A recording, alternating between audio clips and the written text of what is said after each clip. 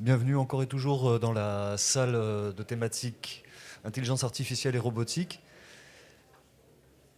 Bérangère Mathieu va nous parler de l'importance du logiciel libre dans l'essor du deep learning. C'est un talk en français. Merci. Donc voilà, ça vous a été annoncé, donc l'idée c'est de vous montrer un petit peu, donc on a le deep learning, les réseaux de neurones, qui est un domaine scientifique actuellement en plein essor, et c'est de voir un peu en quoi le logiciel libre a pu contribuer à cet essor. Juste quelques mots sur moi pour que vous compreniez comment j'en arrive à vous parler de ce sujet-là. Donc j'ai une formation en analyse d'image. Et du coup, quand j'ai fait mon parcours en analyse d'image, c'était le début de l'utilisation du machine learning et des réseaux de neurones en analyse d'image. Donc j'ai vraiment suivi ça pendant mon master et pendant ma thèse, voir un petit peu tous les changements que pouvait apporter ce domaine sur une thématique particulière. Et en termes d'analyse d'image, ça a changé complètement le paysage de la recherche en l'espace de quelques années. Donc j'ai un doctorat sur un outil d'analyse d'image, c'était la segmentation interactive. Donc c'est un outil qui permet à un utilisateur d'indiquer très grossièrement où se situent les principaux objets d'une image et d'avoir un algorithme de machine learning qui vient compléter et faire quelque chose de très précis à partir de ça. Et donc actuellement, ce que je fais, c'est de la recherche et du développement et également de la formation au sein d'une entreprise qui s'appelle Machina Corpus, donc qui est une société de services qui utilise et qui crée autant que possible des logiciels libres. Donc on travaille exclusivement avec du logiciel libre et puis on essaie autant que possible de participer au logiciel libre. Et on est sur le développement d'applications web métiers. Donc ça fait à peu près 6 ans qu'on s'intéresse à la data science. Là aussi, j'ai pu suivre un petit peu l'évolution de Machina Corpus sur cette thématique-là.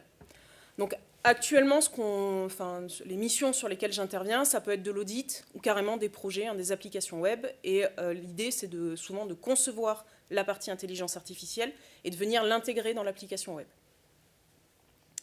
Et puis je vous parlais de formation, là vous en avez des exemples, vous pouvez trouver le programme de formation complet sur notre site.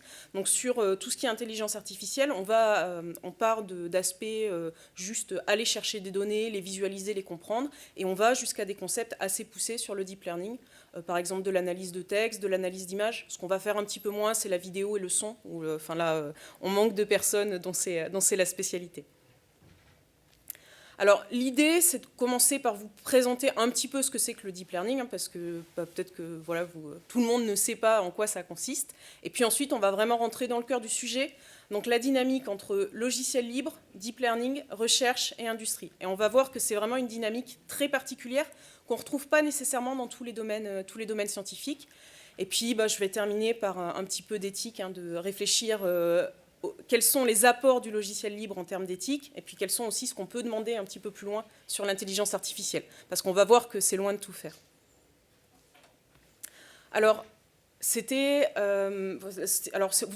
vous faites aujourd'hui une recherche sur Google sur le deep learning, vous ne retomberez peut-être pas exactement sur ce résultat, mais c'est une image, une capture d'écran que j'ai réalisée il y a 1 an à peu près. Donc voilà, vous retrouvez un petit peu de tout, des annonces qui vous vendent du deep learning pas cher à des choses un petit peu plus scientifiques et voire même qui sont du côté de l'industrie. Donc c'est vraiment un domaine qui est très présent et qui est présent, j'ai envie de dire, dans nos sociétés. Je pense qu'actuellement, le fait que ça soit un virage technologique majeur, c'est quelque chose d'admis. Donc souvent, il y a une confusion entre intelligence artificielle et deep learning. Donc je vais parler de deep learning et de réseau de neurones. On peut considérer que c'est la même chose. Par contre, le deep learning et l'intelligence artificielle, ce n'est pas du tout la même chose. L'intelligence artificielle, c'est un domaine beaucoup plus global qui regroupe des algorithmes comme par exemple les systèmes experts, qui ont été le premier âge d'or de l'intelligence artificielle. Il y a eu une période de creux et l'intelligence artificielle a été relancée au sein des entreprises et dans les laboratoires de recherche avec ce qu'on appelle l'apprentissage automatique. Donc le terme anglais, c'est machine learning. Et donc dans les méthodes de machine learning, on a ces méthodes de deep learning qui sont un petit peu particulières. Alors en quoi elles sont particulières ? Les méthodes de machine learning standard, c'est des choses très mathématiques. C'est transposer un problème sous une forme mathématique. Je veux séparer des données de différentes catégories, je vais les représenter comme des points dans un espace et je vais chercher une frontière qui sépare ces points. Donc c'est très mathématique. Le deep learning introduit une notion, alors ça va rester très mathématique, hein, mais on va s'inspirer de la biologie et notamment de la biologie du cerveau humain. Donc l'idée de l'intelligence artificielle, ça va être de venir simuler les différentes facultés cognitives, elles peuvent être humaines ou animales. Donc voilà, je vous ai mis une citation d'un chercheur à la Sorbonne. Vous pouvez aller voir un petit peu ce qu'il fait. Il a une approche assez intéressante. Il a un gros domaine de recherche sur tout ce qui est analyse de données, mais il a aussi, il brasse un spectre un petit peu plus large avec des questions philosophiques, l'analyse de l'intelligence artificielle dans la littérature, des choses comme ça. Au niveau du machine learning, on va avoir ce côté, donc vraiment le machine learning de manière générale, on va avoir ce côté boîte noire, donc on vient alimenter la boîte noire avec des données, on va manipuler des paramètres, effectuer des réglages, et puis il va y avoir une confrontation entre ce qu'on obtient et ce qui est souhaité pour l'application industrielle, vis-à-vis de l'utilisateur, etc. Et petit à petit, on va pouvoir jouer comme ça, donc on a deux gros leviers. Le premier, c'est les paramètres, et le deuxième qu'on oublie souvent, c'est les données. Et en fait, le principal levier sur une méthode de machine learning, ça reste les données. Alors, au niveau du deep learning, on va vous dire qu'il y a un traitement hiérarchique de l'information. Et donc, je vous disais, ça s'inspire de ce qu'on a dans le cerveau humain. Donc là, vous avez un petit schéma de notre cerveau, hein, très simplifié. Donc, en orange et en jaune, vous avez ce qu'on appelle les aires motrices secondaires. Donc, quand vous allez faire un mouvement, quand je vais faire un mouvement un petit peu précis avec la main, l'information va commencer par être traitée par ces zones-là. Elles vont sélectionner ce qui est pertinent, elles vont analyser le contexte et elles vont envoyer tout ça à la zone que vous avez en rouge et qui est ce qu'on appelle la zone motrice primaire, qui, elle, va prendre la décision et renvoyer les commandes motrices nécessaires au niveau de vos nerfs, et c'est ça qui va permettre d'actionner vos muscles et qui va vous permettre de danser, de saisir une cuillère, un stylo, etc. Donc on a vraiment, là c'est vraiment très simplifié, hein, mais globalement notre cerveau, il va traiter l'information par palier et petit à petit, il va construire en fait le traitement le plus pertinent de cette information. Et on retrouve ça de manière beaucoup plus simplifiée dans les réseaux de neurones. Et puis, deuxième chose, les réseaux de neurones, ça repose sur des neurones. Donc, vous avez un neurone biologique, donc un petit peu comme ceux que vous avez dans votre cerveau. Là aussi, hein, c'est très simplifié. Et puis, ce qu'on appelle le neurone formel. Donc, ce qu'on va avoir de commun, hein, c'est qu'on a de l'information qui vient dans ce neurone-là. C'est les flèches, hein, que vous avez en rouge. Cette information, elle peut provenir d'autres neurones ou même du neurone qui reboucle sur lui-même. Et à partir de ça, on a une sortie qui est produite. Donc, pour un neurone formel, c'est simplement un nombre réel entre moins l'infini et plus l'infini. Et à l'intérieur, vous avez une fonction mathématique qui est plus ou moins complexe. Donc, on a vraiment ces deux aspects qui sont hérités du biologique, une simplification de ce que c'est qu'un neurone et une simplification de la manière dont notre cerveau traite l'information. Et donc voilà, là je vous ai donné un schéma un petit peu complet. On ne peut pas faire plus simple comme réseau de neurones, ça va sans dire que ce n'est pas avec ce type de réseau de neurones-là que vous avez des applications dans l'industrie, mais ça reprend un petit peu le principe. On a enviolé une information qui circule, hein, des entrées jusqu'à la sortie, qui va être traitée de manière hiérarchique. Et puis quand on entraîne le réseau de neurones, on va avoir un résultat attendu. C'est absolument nécessaire pour pouvoir calculer une erreur commise, et c'est à partir de cette erreur commise que le réseau va pouvoir s'adapter. Donc voilà, si je termine par un petit parallèle, on va avoir en fait finalement des choses assez similaires, c'est-à-dire qu'on va capter des informations, on va venir l'organiser, cette information. Par exemple, l'information, ça peut être une image, c'est des milliers, voire des millions de pixels, donc des millions de couleurs, et il faut être capable de venir chercher les formes, les couleurs qui sont intéressantes, les motifs qui se répètent, etc. Une fois qu'on a fait ce travail d'organisation, donc avec nos couches, hein, qui s'empilent, on va pouvoir identifier et reconnaître ce qui est présent, donc par exemple, hein, toujours sur l'image. Et puis, tout comme chez l'être humain, on va avoir des attentes, des croyances, des convictions qui vont jouer sur la manière dont vous analysez la réalité. Je ne sais pas si vous vous êtes aperçu, mais si vous croisez un collègue de travail dans un contexte personnel, au cinéma, vous allez mettre un petit peu plus de temps à le reconnaître que si vous le croisez au bureau. C'est parce qu'il n'est pas dans le bon contexte. Et bien, vous avez un petit peu la même chose avec les réseaux de neurones. Hein. Ils ne sont pas du tout exempts d'erreurs ou de préjugés. Généralement, on leur transmet les nôtres via les données avec lesquelles on les entraîne. Alors, pour autant, hein, le cerveau humain, c'est ce qu'on appelle une intelligence forte. Donc, il est capable de résoudre des problèmes très complexes, d'enrichir automatiquement sa base de connaissances, de recevoir et d'analyser de multiples signaux et de réagir dans un contexte particulier. Les réseaux de neurones n'en sont pas du tout là. Ils se concentrent généralement sur une problématique très spécifique, avec une mémoire et une représentation très limitée de leur environnement. Et mettre à jour les connaissances d'un réseau de neurones, bah, c'est encore un problème de recherche ouvert. C'est-à-dire que ce n'est pas quelque chose qu'on peut faire simplement. Voilà pour ce petit tour d'horizon sur le deep learning. Donc on va voir un petit peu hein, comment le logiciel libre a participé à l'essor de cette discipline. Donc d'abord, hein, très rapidement, actuellement, on a vraiment des succès qui sont incontestables. Sur l'analyse et la synthèse d'images, sur le traitement du langage naturel, la recommandation de contenu ou la maintenance prédictive, on a des choses industrielles qui fonctionnent, qui sont sorties du cadre de recherche et qui commencent à transformer un petit peu notre vie de tous les jours. Donc là, vous avez un exemple hein, sur lequel on a travaillé à Machina.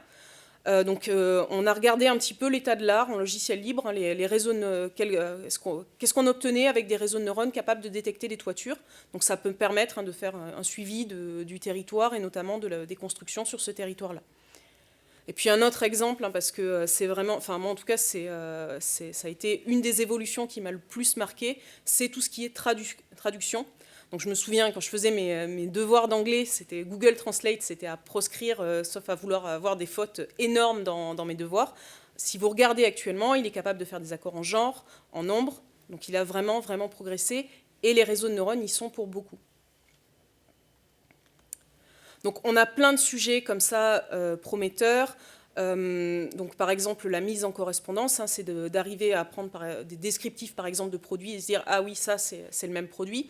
Et puis beaucoup de choses aussi pour rendre l'apprentissage des réseaux de neurones un petit peu plus dynamique, notamment avec l'apprentissage continu, hein, la possibilité de mettre à jour ses connaissances, hein, je vous l'ai dit, c'est encore un sujet ouvert. Et si on regarde les publications, alors ça a l'air de descendre un petit peu, même si ça reste quand même le nombre de publications par année qu'on peut trouver sur Google Scholar et qui mentionne le mot-clé Deep Learning. Ben on voit hein, qu'il y a quand même depuis 2011 un rythme très intense, avec une période un petit peu charnière autour de 2018-2019. Donc on a vraiment au niveau de la recherche, donc il y a des changements au niveau de ce qui sort de l'industrie, mais au niveau de la recherche, c'est encore un domaine qui fait énormément publier. Et donc tout ça, c'est porté en fait par des projets open source. Donc j'en ai cité quelques-uns parmi les plus gros, les plus connus. J'en ai peut-être oublié, hein, auquel cas je vous prie de m'excuser. C'est des projets en fait qui soutiennent et la recherche et l'industrie parce que c'est des très gros projets qui sont extrêmement fiables et qui vont mettre à disposition tout ce qu'il faut pour créer, utiliser, entraîner, évaluer un réseau de neurones. Ça va permettre aux chercheurs de gagner énormément de temps, parce que si vous devez reprogrammer le réseau de neurones à chaque fois, vous n'avez pas le temps de le faire pendant votre thèse, hein, c'est clairement. Et ça évite que chacun travaille dans son coin sur des bibliothèques plus ou moins précaires et bancales, et ça permet de mutualiser l'effort qui est fait. Et c'est absolument pas anodin dans le rythme de publication. Vous n'auriez pas autant de publications scientifiques sur le deep learning s'il n'y avait pas des logiciels libres derrière. Donc, à Machina, on utilise énormément la bibliothèque TensorFlow. Donc, je vous ai juste mis la page sur GitHub, donc pour vous donner une idée du rythme de contribution qu'il peut y avoir. Donc, c'est une bibliothèque hein, sur laquelle il y a des mises à jour quotidiennes. Il y a des très gros contributeurs. Donc là, on a quand même un mastodonte hein, qui est Google, qui est derrière, qui a très bien compris tout ce qu'il avait à tirer de l'histoire et qui capitalise comme ça. Il met un outil à la disposition des chercheurs et lui, il récupère quand même les travaux de recherche qui sont faits et il ne se prive pas de les intégrer dans ces nouveaux services. Alors, je vous ai parlé des gros projets, mais en fait, si vous regardez un petit peu sur GitHub, hein, vous allez voir qu'il y a plein de petits projets qui existent. Des synthèses de papiers de recherche, donc ça c'est des études bibliographiques, des collections de modèles déjà entraînées ou pas. Et puis des preuves de concept en fait. Des fois, généralement c'est le thésard qui a développé quelque chose et qui va mettre le code à disposition. Et ça facilite le travail des chercheurs derrière et ça facilite aussi le travail des entreprises. Juste très rapidement, cette dynamique open source, elle est possible parce que derrière il y a de l'open science et que les papiers en deep learning sont publiés et libres d'accès en fait avant d'être mis à disposition via les conférences ou les revues qui, elles, sont très chères au niveau de l'accès.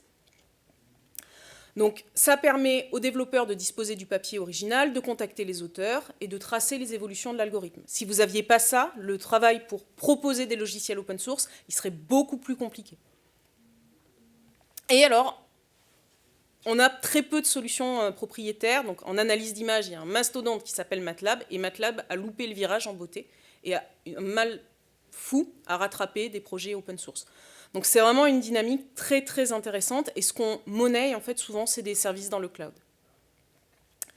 Je passe très rapidement, mais en gros ça va être très bénéfique pour la recherche parce qu'un algorithme qui est publié en recherche, l'industrie va s'en emparer et montrer qu'il est valide sur d'autres cas de figure. Donc ça renforce la crédibilité des travaux de recherche.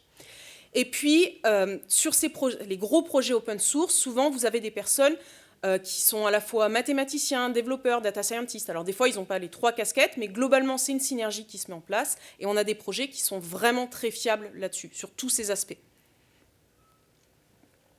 Donc, avec l'augmentation de la puissance de calcul et la profusion de données, on a vraiment quelque chose qui vient modifier ce qu'on est capable de faire et de proposer, notamment comme logiciel informatique. Donc, ce dont vous disposez actuellement, c'est de bibliothèques open source qui sont complètes, intuitives et fiables. Et par exemple, des projets comme Keras, c'est vraiment, il y a un effort énorme qui a été fait pour que les bibliothèques soient faciles à utiliser.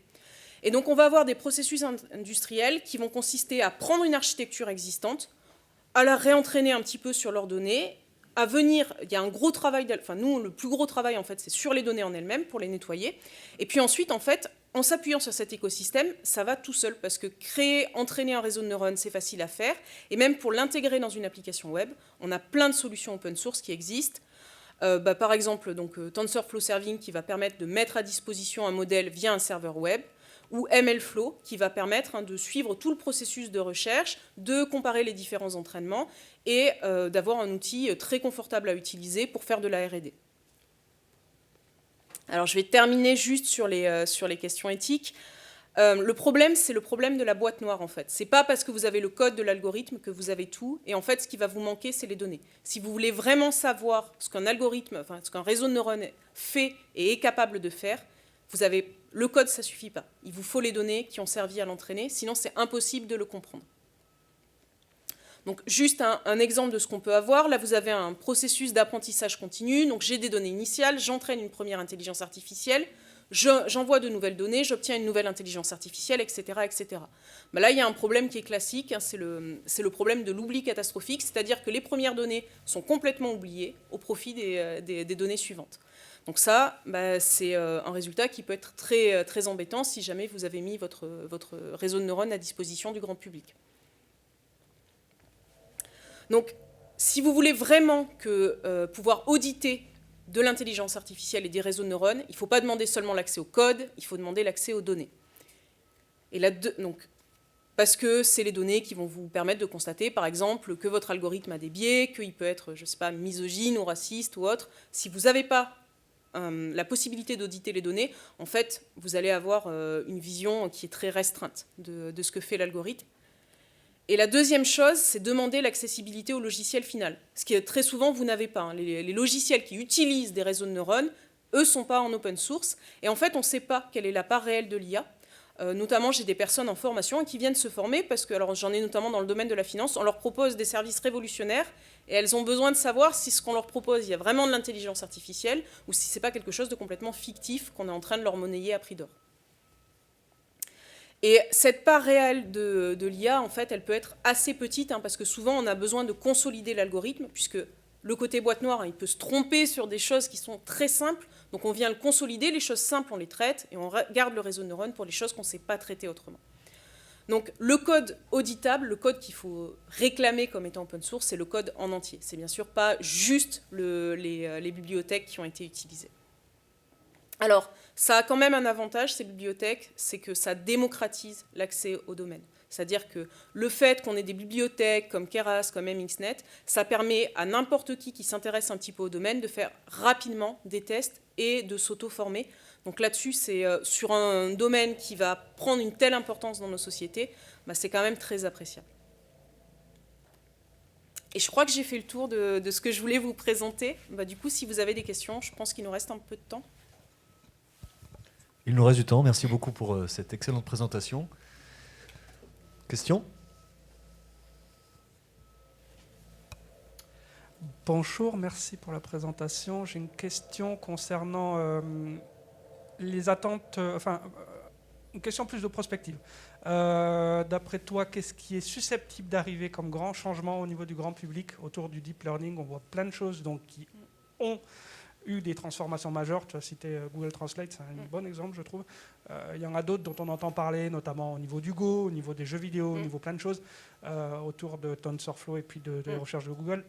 Qu'est-ce qui est susceptible de nous arriver dans les quelques années qui viennent, de projets vraiment intéressants au niveau grand public? Alors, je pense que là actuellement, la grande modification, c'est au niveau, effectivement, ce que tu disais, hein, sur l'analyse du langage naturel, où on a fait des avancées énormes et où on est en train de capitaliser sur ces avancées. Donc à mon avis, il va y avoir, on commence à l'avoir, hein, des dispositifs qui vont permettre de traduire automatiquement différentes langues. C'est pas assez pour traduire du Shakespeare, mais c'est suffisant pour quand vous partez en vacances. Donc ça peut être une grosse avancée. Tout ce qui est reconnaissance aussi vocale qui s'est bien amélioré et qui va permettre de changer un petit peu, je pense, la manière dont on interagit avec les applications. Et la dernière chose que je vois, c'est sur tout ce qui est, alors là c'est un petit peu plus spécifique, mais j'ai été vraiment impressionnée par les travaux au niveau de la synthèse de musique. Et je pense que là-dessus, ça peut être des outils d'aide à la création, donc pour les artistes, qui va permettre de révolutionner, enfin peut-être pas de révolutionner, mais de leur ouvrir de nouvelles perspectives et de leur permettre de créer peut-être plus simplement ou d'aller explorer des domaines qu'ils n'auraient pas explorés nécessairement. Parole d'experte, tout ça à suivre. Merci beaucoup. Merci.